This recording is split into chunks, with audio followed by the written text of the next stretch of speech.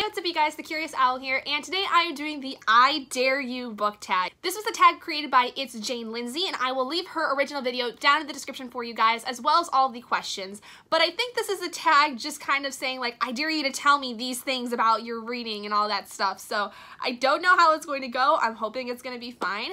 But a quick little tidbit for those of you who might not know, I will be talking about this in a couple videos that will be coming out this week, but this is the last time I'm going to be filming in this room because I am moving. It's a little bittersweet for me to be filming the last time here today, the day that I filmed this, because there's just gonna be so many major changes going on. I am just really sad, honestly, to be leaving this space. So the space that I will be in the next time you see some videos after this week might be different. I don't know how it's going to look as of now, but I'm hoping it's going to turn out really nice. So thank you for those of you who have been, with me for a while, if you've watched a lot of my videos, and I hope that you guys will enjoy the new space that I move into. I will be having a vlog that will be talking about the whole moving aspect if you guys are interested in that, and that should come out shortly after we get everything settled in to the new apartment, but I don't know how much longer after that it will be before that goes out. So be patient. I will hopefully get it out soon after we move, but it's going to depend based on a lot of different things. So anyway, without further ado, let me get into the tag. So the first question is, what book has been on your shelf the longest? I think I'm going to go with my Harry Potter books because while I did get some new ones for Christmas from Robert this past year, I do believe that the original copies I had been technically on my shelf the longest, and by on my shelf I more so mean that they've been kind of like in the house for the longest, because I do remember reading the first several books when I was in like the 4th or 5th grade. Question 2 is, what is your current read, your last read, and the book you'll read next? So my current read is Coral and Bone by Tiffany Juwan. This is my random TBR pick for February, and I'm trying to finish it before the end of the month, but I do think it's going to take me a little bit because I'm only the 2nd chapter in and I'm very confused. There's a lot that's going on that I think is happening way too quick for me, and I just don't know how to deal with it, but I'm hopeful that even though I'm only 2 chapters in, it's gonna get better. This is a story dealing with a girl who essentially finds out that there are mermaids and sirens, and things kind of happen from there, but I don't quite know what. I just know that there's mermaids and sirens involved. The last book I read was August Snow by Stephen Mac Jones. I actually really enjoyed this one, and I will say now I gave it a 4 out of 5 stars. I really enjoyed it, but I won't go much further into that other than that it is an adult mystery placed in Detroit following a half African American, half Mexican character, which is probably the most unique kind of diverse character I have seen thus far, and I really enjoyed it. So as far as what book I'll read next, I'm not sure because I am doing a lot of reading for the BookTube games, and if I do somehow finish Coral and Bone before the end of the month, I don't know what specifically I will read. My hope is that if I finish Coral and Bone and have enough time before the end of the month, that I will read Dread Nation by Justina Ireland. This is one of my books that I did pick to read because it is Black History Month, because it deals with a Black character and is written by a Black author. But again, I don't know if I'm going to get to this one just this month because of the fact I don't know how Coral and Bone is going to be. I don't know if I will read it in March. I might put it back on my shelf to read at another time, but I don't really know.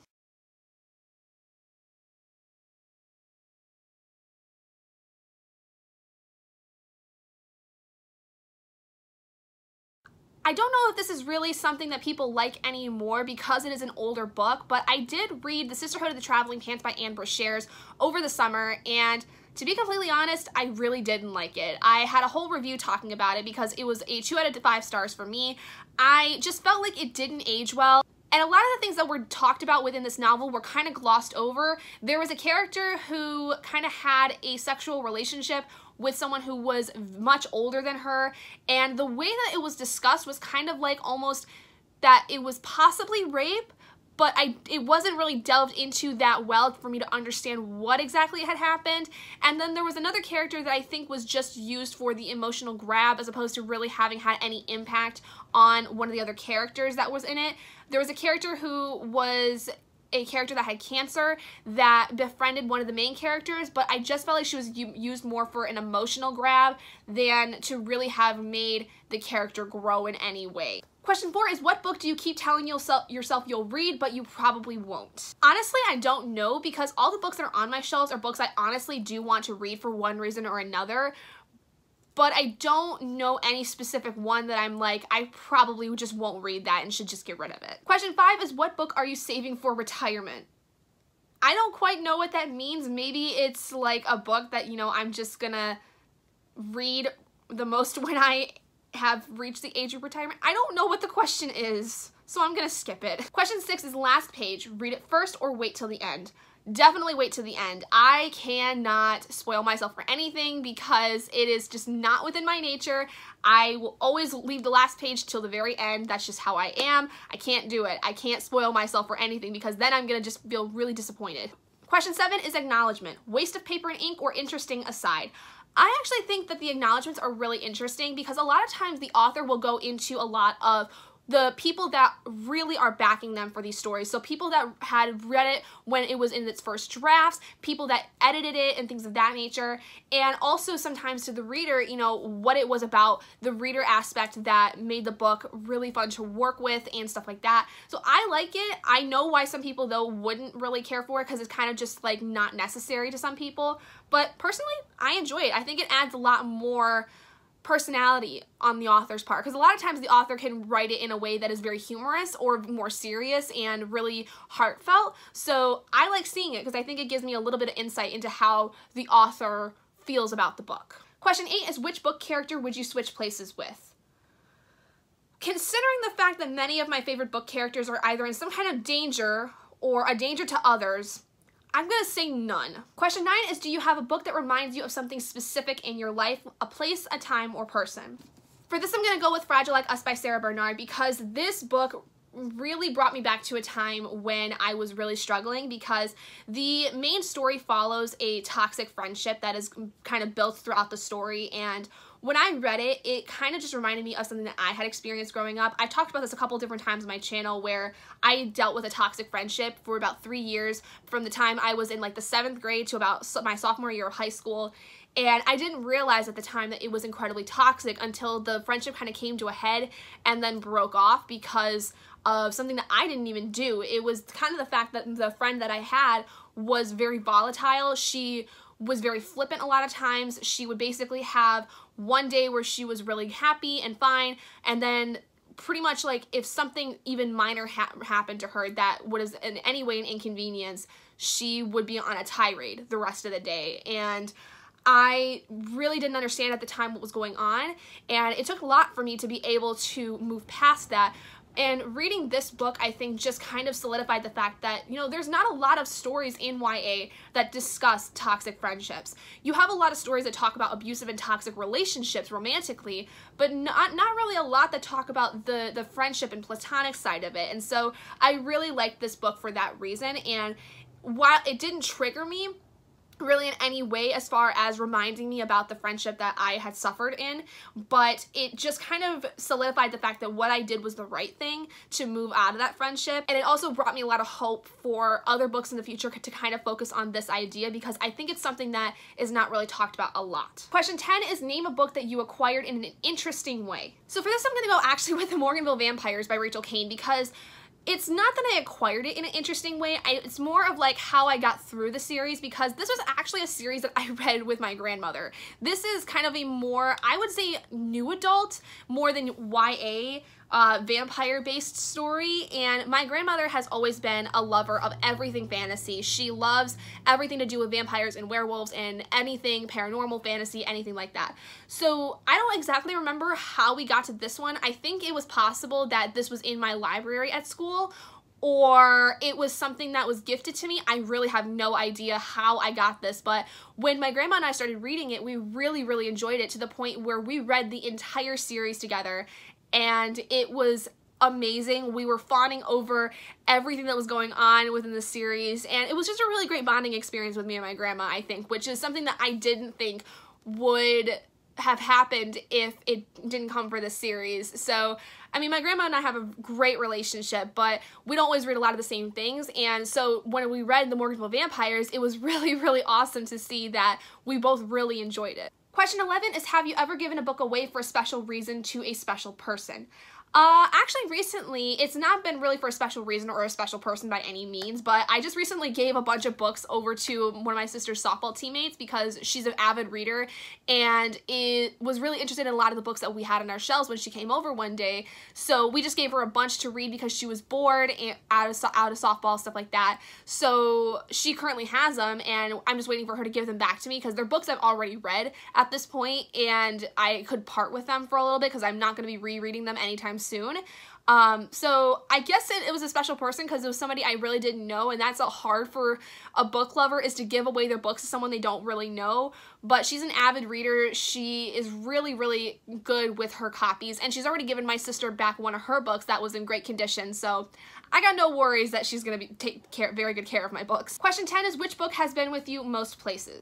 I'm assuming this is a question that is asking, like, what book has kind of gone with you in a lot of different places, maybe, like, across the country or anything like that, if you can do it that way. But I don't think I've really taken my books anywhere specific, and I don't think there's any one book that has gone multiple places with me that I can remember. Question 13 is, any required reading you hated in high school that wasn't so bad 2 years later? I guess the closest thing I can answer for this was Lord of the Flies, because I read that when I was a sophomore in high school, and at the time it was kind of not interesting for me, but I think after having had it put away in the back of my mind for a couple years, it wasn't really that bad. Like, it was actually a pretty interesting story when I look back on it, but at the time I don't think I was really jiving with it because it was kind of just a bunch of boys being stupid, so I was kind of just like, I don't care. But in reality, I think that it's actually a pretty interesting story because it really delves into the idea of what would happen if you had everyone kind of isolated on this island and there was only one sex and they kind of had to fight to the death in a way. It was kind of an interesting, almost social experiment within this novel that I'm more piqued about than I was when I first read it. Question 14, used or brand new?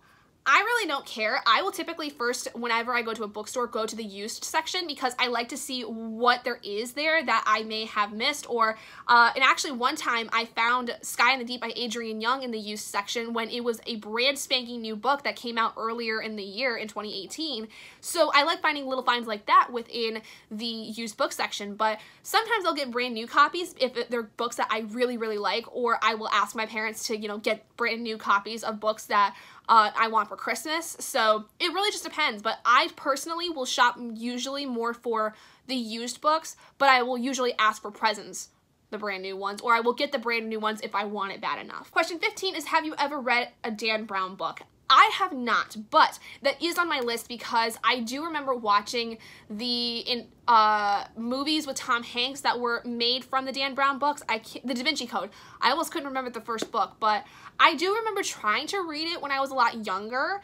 I think probably like my freshman year of high school, and I couldn't get into it because I was not familiar with how complex the story was. So I do have it on my list to try to read again in the future, and I am excited to because I've heard it's pretty good, and I like the movies a lot, so we'll see. Question 16 is, have you ever seen a movie you liked more than the book? I can't think of one off the top of my head, but I will say that the Hunger Games movie I think was a lot more interesting than the book was because the book was completely from Katniss's perspective, so we really didn't see any of the other outside things that were going on. And so I do think the movies were really well done in that regard, that they really made sure that they fleshed out the world enough to, in the outside of the games, to make sure that the viewer understood what was really going on within the political system that was happening. So I really like that, but I still really like the books, so I can't really tell you what I liked more. Question 17, have you ever read a book that's made you hungry, cookbooks included? No, I don't think I ever have. Question 18 is, who is the person whose book advice you'll always take? I think for this one, I'm gonna go with Emma Books because I feel like Emma is a booktuber that I really aspire to become because she's, for one, super gorgeous, and two, she's incredibly smart. And a lot of the books that she's recommended over the years, I've gotten into and really liked. And I don't know necessarily if I would always take her advice, I think I would trust her opinion on the mental health rep side of things for some contemporary novels because of the fact that she is becoming a licensed psychiatrist, psychologist, whatever you want, whatever it is that she's going into. I don't necessarily know off the top of my head, but I think I would take her advice more so for the mental health aspect of contemporaries because I think that she's more knowledgeable of it. And I think that if there's something that has pretty bad mental health rep, she would say it for a really good reason and say it so that people who read it are aware of that when they go into it. So I think I would listen to her more so on that front. And the final question, question 19, is there a book out of your comfort zone? For instance, outside of your usual reading genre that you ended up loving? I don't think necessarily I have a comfort zone. I mean, I do tend to read more fantasy than anything else, but I wouldn't say that there is any genre I'm not ever interested in one way or another. But the one kind of format I don't read a lot of is graphic novels, and that is something I realized recently. And I read one book so far this month for Blackathon that I really liked, and I really liked the style of it to the point where I think I might be more interested in graphic novels in the future, and that was the first volume of Saga by Brian K. Vaughan and Fiona Staples. I really like where this story is going, and I love the artistic style of it. I think it is really well done, and it's definitely an adult sci-fi story, so don't, you know, there's a lot of sex scenes that go on within this graphic novel, just so y'all are aware. But I really liked it, and I definitely would like to read more of Saga in the future if I can get my hands on it. I was really surprised by it because it was kind of, sci-fi is one of those genres that I'm not necessarily uncomfortable with, but don't read as often. And graphic novels, like I said, are a format that I'm not as familiar with. So the fact that I really liked this a lot was pretty awesome to see, and I'm very excited to read more of this particular series in the future. So there you guys go. Those are all the questions for the tag. I know this was a very long video. I am so sorry, but it was almost 20 questions for this tag. So let me know what your guys' answers would be down in the comments below if you would like to share them. Otherwise, if you would like to do this tag yourselves, I will leave all the questions down in the description for you guys as always. And if you guys enjoyed this video, please do give it a big thumbs up. And if you're not already and you'd like to be, hit that button down below and subscribe to become an owlet in our flock. And I will see all of you guys in my next video. Bye, guys.